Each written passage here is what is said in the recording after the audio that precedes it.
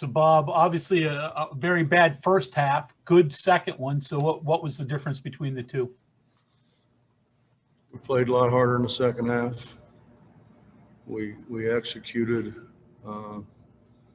what we were running better in the second half, and we actually tried to take some things away from them defensively, and we did a better job stopping their dribble penetration in the second half. Justin Jackson. Coach, the play that Manic made, I think there was like maybe 3 minutes, 40 seconds left. It's a 2-point game, and he gets the 2 offensive rebounds that leads to the Reeves 3. How big, in your eyes, how big of a moment is that for the game? Oh, it was huge. It was huge. We tried to go a little bit bigger to prevent that, and it didn't work. You just can't continue to give your opposition as many shots as they want. Especially when you're not getting, when you're getting pretty much one and done. Ryan Pritt, go ahead. Hey, Bob, further elaborating on that just a little bit. I mean, obviously you knew with Oscar being gone, and especially with Derek in foul trouble for a lot of the game, rebounding was going to be an issue. Well, I didn't think that. Okay. I didn't think that at all. Derek has been one of the premier rebounders in the league, and they tried to rile him up and step in front of him, running down the floor and things like that to kind of get him off his game. And I think to a degree they did. I had all the confidence in the world in JB, and I said that we'll be fine because JB rebounded the ball extremely well in practice at the end of last year. And JB rebounded the ball in the game. Gabe rebounded the ball in the game. It wasn't a matter of us not being able to compete on the glass at all. Ethan Bach, go ahead. Hey, Coach, what were your thoughts on JB's play today and the decision to spread the floor out more?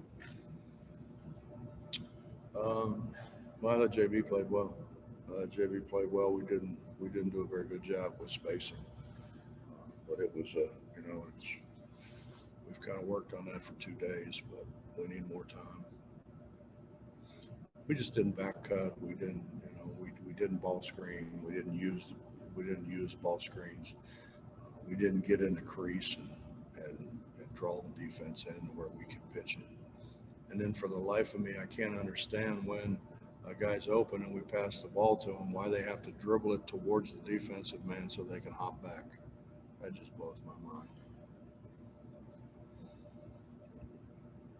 Justin Jackson.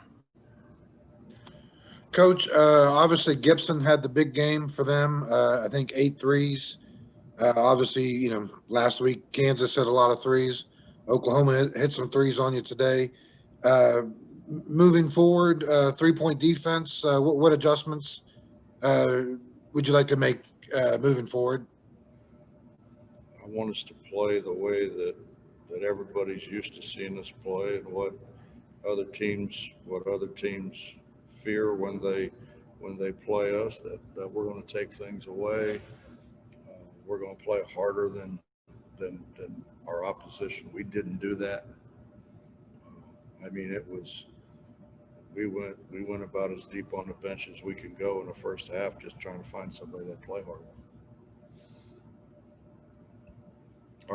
Our effort in the first half was how do I want to say it? Our effort was not good enough. Greg Hunter, go ahead.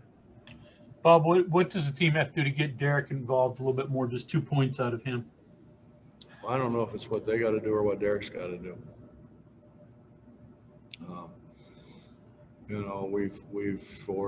This is year 3 now that he got that at some point in time during the season he got double teamed, and he's supposed to quarter. supposed to quarter, throw it to the open man, either follow the ball or if he throws it back out on the ball side, step in, seal. So now he's basically underneath the basket, and it's much easier for him to score. I mean, to a degree, I feel bad for him because they do foul him a lot. They're jumping in front of him, running down the floor, and all that. I mean, it's smart on their part, but it kind of got him out of his element a little bit. But I mean, if you're running down the floor and you have to look, constantly look at people trying to jump in front of you, he got really frustrated, and we gotta do a better job of working with him in that regard. But the reality of it is he's going to get doubled, so he's got to deal with it. I mean, all the great centers that have ever played the game have gotten doubled. You learn to deal with it. He hasn't learned to deal with it yet. Kevin Kinder.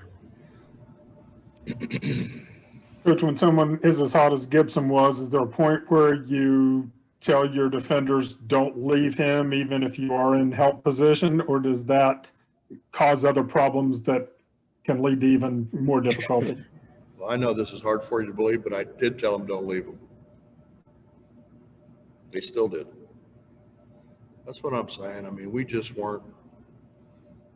were not as mentally prepared for the game as we needed to be.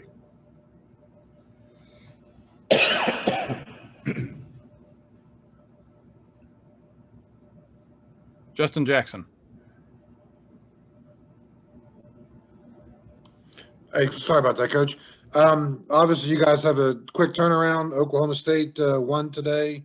Obviously, Cunningham's a really good freshman guard there for him. Just kind of wondering what you're seeing in this quick turnaround, and going to Oklahoma State. Well, Justin, I'm a little more worried about us than I am them right now. We'll get to them, but we're not in a good place in terms of our intensity level. I have said from the very beginning we need to pass the ball more. 260 passes, we win. 220 passes, we lose. When we were back the first half and not passing the ball, everybody wants to grab it and dribble. And it's like I said earlier, it blows my mind that you catch the ball, you're open, instead of shooting it, you take one dribble towards your defense so you can hop backwards and shoot a fall away. It just makes no sense to me. We're going to fix that.